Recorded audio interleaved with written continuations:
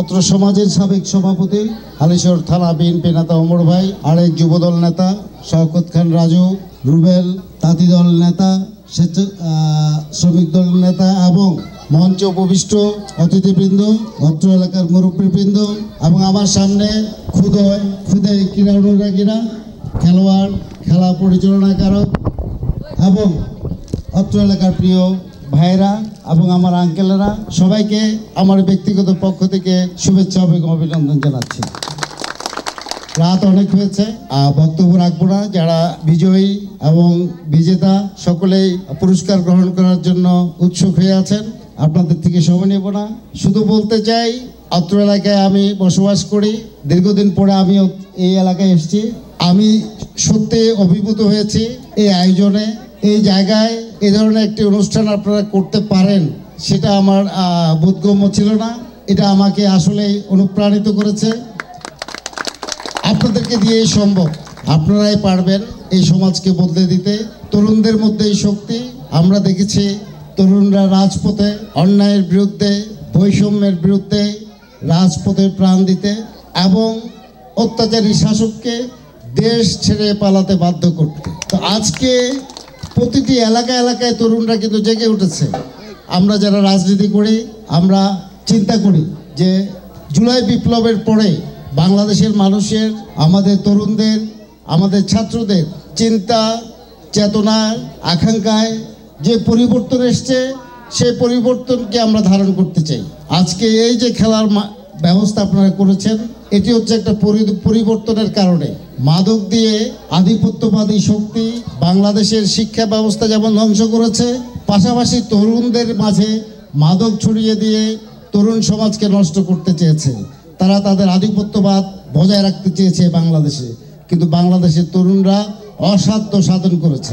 এবং আমি বিশ্বাস করি এই মুন্সিপাড়া তরুণরা অসাধ্য সাধন করেছে একটি ছোট জায়গায় এই অনুষ্ঠানের আয়োজন করে, বন্ধুঘর দিয়ে সমাজের সর্বস্তরের মানুষকে, শিশু, কিশোর, বৃদ্ধ, তরুণ সকলকে একটা জায়গায় নিয়ে এসছে।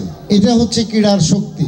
আজকে এখানে ক্রীড়া অনুষ্ঠান হয়েছে বলেই আমরা সকলে এখানে চলে এসেছি। এই শক্তিকে আমাদের কাজে লাগাতে হবে সমাজ গঠনে। আপনারা জানেন, শহীদ রাষ্ট্রপতি জিয়াউর রহমানই প্রথম বাংলাদেশে ক্রীড়া মন্ত্রণালয় সৃষ্টি করেছিলেন এবং আমাদের প্রিয় নেতা আরাফাত রহমান কোকো ক্রিকেটকে ভালোবাসতেন এবং তিনি ক্রিকেটের উন্নয়নে যথেষ্ট কাজ করে গেছেন। এবং আমাদের নেতা তারেক রহমান বিপ্লব পরবর্তীতে তরুণ সমাজকে খেলাধুলায় জাগরণ সৃষ্টি করার জন্য তিনি প্রতিটি জেলায় জেলায়, বিভাগে বিভাগে ক্রীড়া অনুষ্ঠান করেছে। তার আবহাওয়া আজকে প্রতিটি এলাকায় আপনারা দেখবেন বিভিন্ন ক্রীড়া অনুষ্ঠান হচ্ছে। তো এই ক্রীড়া অনুষ্ঠানের মাধ্যমে আমাদের তরুণরা সমাজের নানাভাবে বিভক্ত।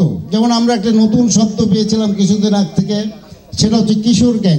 কিশোর গ্যাংয়ের দৌরত্বে আজকে বাংলাদেশের সমাজ রাষ্ট্র অতিষ্ঠ। এই কিশোর গ্যাং থেকে বের হয়ে আসতে হলে আমাদেরকে একটা জায়গায় ঐক্যবদ্ধ হতে হবে। সে ঐক্যবদ্ধ জায়গাটা হলো এই বন্ধুঘরের মতো ছোট ছোট বিভিন্ন এলাকায়, পাড়ায়, মহল্লায় যে সকল ক্লাবগুলো আছে, সেই ক্লাবগুলোর মাধ্যমে ক্রীড়া অনুষ্ঠান, সাংস্কৃতিক অনুষ্ঠান করা। আজকে এই বন্ধুঘর, আমি আশা করব অত্র এলাকায় যে সমাজ পরিচালনা কমিটি আছে, সেই সমাজ পরিচালনা কমিটির সহায়ক শক্তি হিসাবে সবচেয়ে বড় ভূমিকা রাখতে পারবে বন্ধুঘর।